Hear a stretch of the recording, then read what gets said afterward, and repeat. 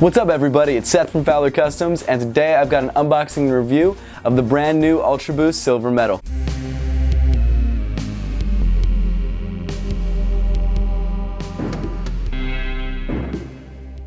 So the UltraBoost Metals pack released in 3 colorways, gold, silver, and bronze, and it released in the US, I believe, on the 17th. And I didn't even try to grab them online just because I didn't think I was going to have a chance. And I like them, but I mean, it's another pair of UltraBoosts, and I just don't need another pair. But I was at lunch, and I just happened to go into the Foot Locker on Broadway and saw that there was a pair sitting right there in my size on the shelf. So, you know, opportunity struck, and I bought them. So I'm really excited to have a pair to show you guys and review. When I first saw the Olympic pack online, I gravitated mostly towards the silver one just because I like the pattern on the toe box. The bronze pair is really nice, and I haven't seen it in person, so I can't say for sure, but I think it actually has ended up being my favorite just because the heel counter is a matte finish, so it's a bronze matte, which I actually like better than the silver and gold, which are both like mirror finishes and a little too shiny for my taste. But with all that being said, I'll let you decide for yourself. Let's get into the review and unboxing. Starting off the unboxing, you've got your standard UltraBoost box.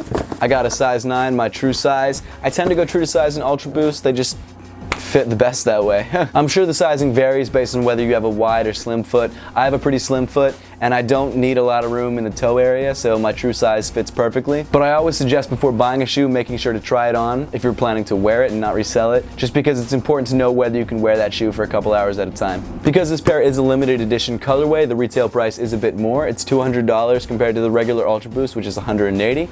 But with all that being said, let's take a look at the shoes. But here they are, the UltraBoost Limited in the silver metal colorway. This is actually the UltraBoost 2.0 silhouette, which means the entire upper is prime knit, whereas with the UltraBoost 1.0, just the front half of the shoe is prime knit and the back half was like mesh. The prime knit in the back doesn't make any difference just because the padding covers up any breathability that you would have. So honestly, it's really not a big deal. I'm sure it's more of Adidas just wanting to say that their whole upper is prime knit, sort of as a marketing thing. Because the upper is prime knit, they're able to weave in whatever pattern they like. They've been going with the standard UltraBoost 2.0 pattern on this limited version. When I first saw pictures of this shoe online, I thought that this was just a gray gradient on the upper. I didn't realize that they had woven in like shiny silver pieces. I don't know how I feel about it. I have the UltraBoost 3M, and the nice thing about them is that when the light's not hitting them right, they just look like white speckles. It almost looks like an Oreo colorway. Whereas this, it kind of looks more like, and it's always sparkling, so it looks like you have glitter on your shoes. That's just me. I don't love it. I'm sure a lot of people are fine with it. I'm actually not sure if I'm going to keep this pair or not, just because I have so many pairs of UltraBoost and I just don't need another pair. The cage and the laces are pretty standard. The cage itself is the same plastic they've been using on the previous UltraBoost. However, on the gold version of this shoe, it's actually a leather cage, which is a nice touch, which I wish they had done on all the UltraBoost Olympic medals, but I guess that's what makes that particular pair different. The insole and lining are exactly the same as all the other UltraBoosts. It says UltraBoost on the bottom, and then you've got a nice cushy ankle area, so your foot slides in really easily and gets locked down pretty well. Moving to the most noticeable part of the shoe, you've got the heel counter, which has this mirror finish on it. It's supposed to look like the silver metal, obviously. I think it goes without saying that this is a very loud shoe, and this heel counter only adds to that. My only problem with metallic finish is that over time it's going to wear off, and it's going to be a black plastic or a white plastic underneath that's just not going to have the same effect. And in a couple months or after a couple wears, if you compare this heel counter to the regular UltraBoost heel counter, scratches are going to be a lot more noticeable and wear is going to be a lot more obvious on this pair. The rest of the shoe is pretty standard to UltraBoost. You've got your regular boost cushioning, which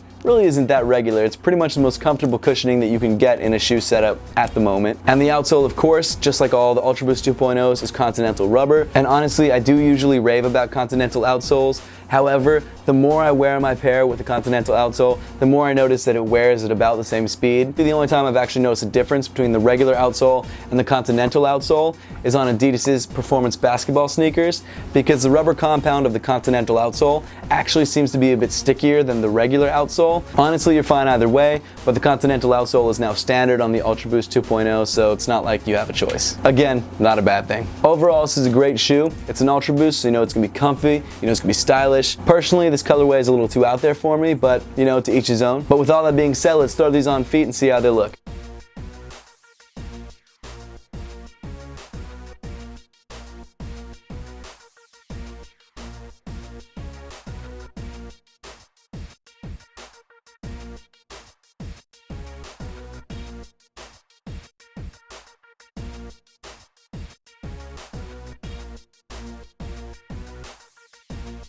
Leave a comment in the comment section below letting me know if you picked up a pair of the Olympic pack for yourself, and also if you're excited about the NMD drop that just happened yesterday. I happened to grab a pair of the NMD XR1s. Stoked on those. I'll do a review as soon as I get them in. But as always, guys, thank you so much for watching. Please make sure to give this video a thumbs up if you liked it. Subscribe to Fowler Customs if you want to see more content just like this, and follow Fowler Customs in all other forms of social media.